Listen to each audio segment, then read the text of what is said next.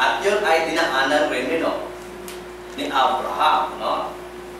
Na siya ay, nung siya naniwala sa Diyos, nung siya nagtiwala, siya ay tumalima.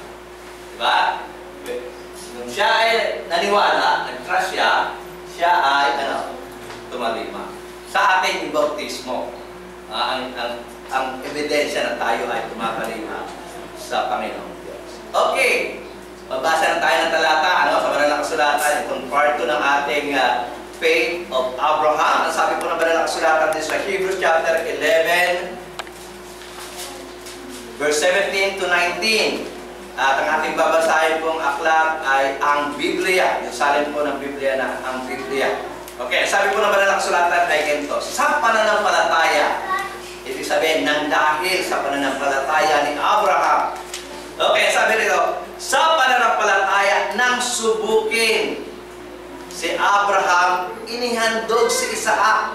Oo, siyang tumanggap na may galak ng mga pangako, ay siyang naghandog sa kanyang bugtong na anak.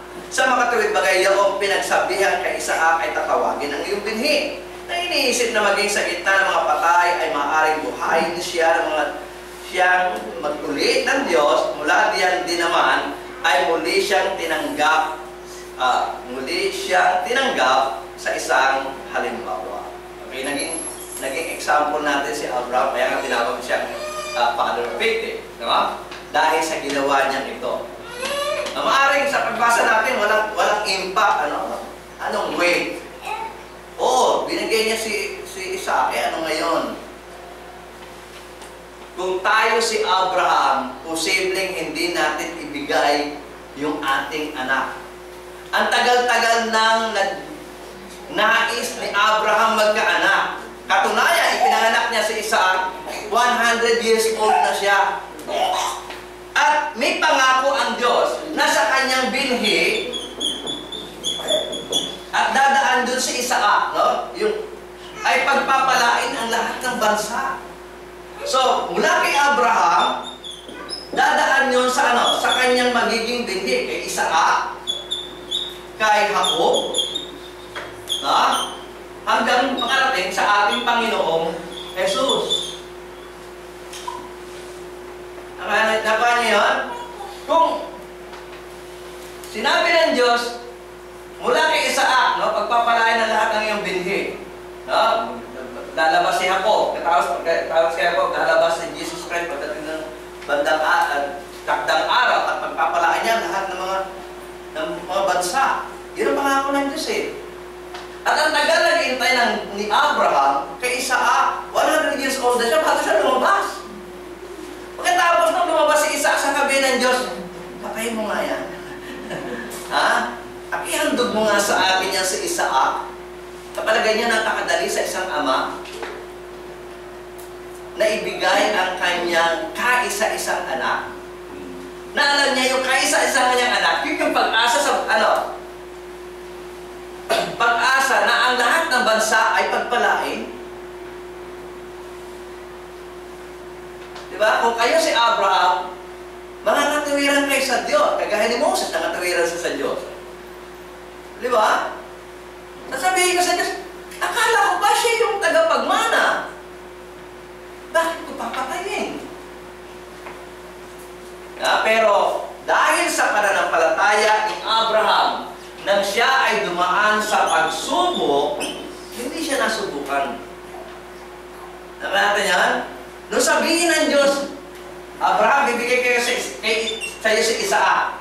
Mula kay Isaac, doon magsasalin-salin ang iyong binhi hanggang makarating kay Jesus Christ at ito ang magbibless ng all nations. Kaya tapos sabihin ng Diyos, Abraham, patayin mo si Isaac. Ihandog mo sa akin si Isaac. Di ba? Kung tayo, dadalawang isip tayo, ako, aminin ko sa inyo, magdadalawang isip ako. Kung nahihilingin ng Diyos na ibigay ko si Jairo, patayin ko si Jairo sa harap niya,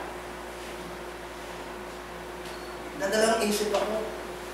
Pero dahil sa pananampalataya ni Abraham, ano ginawa niya? Siya ay sumunod. Siya ay sumunod.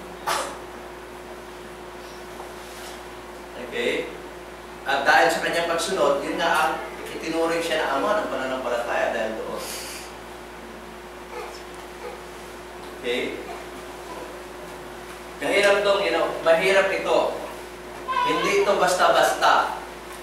Pero dahil si Abraham ay may tunay na pananampalataya sa Diyos na nangako sa kanya ng pagpapala ng lahat ng bansa, kung ano ang sinabi sa kanya ng Diyos, ay kanyang takdang gawin.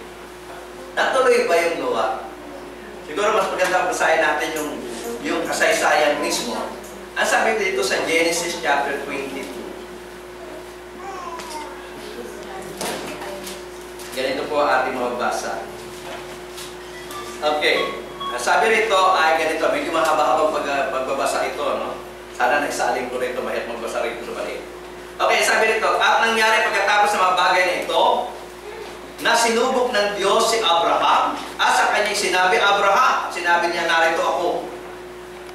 At kanyang sinabi, kunin mo ngayon ang iyong anak, ang iyong buktong na anak na si Isaac, na iyong minamahal, at pumaroon ka sa lupain ng Moriah, at ihain mo siya roon handog na susunugin sa ibabaw ng isa sa mga bundok na aking sasabihin sa iyo.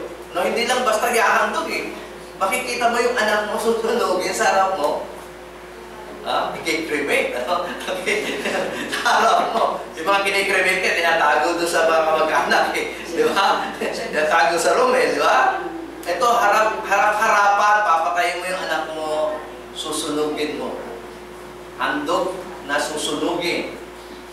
Okay? Sabi ron, si Abraham ay bumangon maaga at inihanda ang kanyang asno at pinagsama ang dalawa sa kanyang mga alila at si Isaac na kanyang anak at nagsibak ng kahoy para sa haing susunugin at bumangon at naparako sa dakong sinabi sa kanya ng Diyos. Nang ikatlong araw ay tiningin ni Abraham ang kanyang mata at tinawi ang dakong yaon sa malayo. At sinabi ni Abraham sa kanyang mga alila, maghintay kayo rito, 10 ng asno. Ako at ang bata ay paroroon doon. At kami ay sasamba at pagbabalikan namin kayo. At kinuha ni Abraham ang kahoy ng handog na susunugin at ipinasar kay Isaac na kanyang anak. At dinala sa kanyang kamay ang apoy at ang sundang at sila'y kapwa yumaong magkasama. At nagsalita si Isaac kay Abraham na kanyang ama na sinasabi,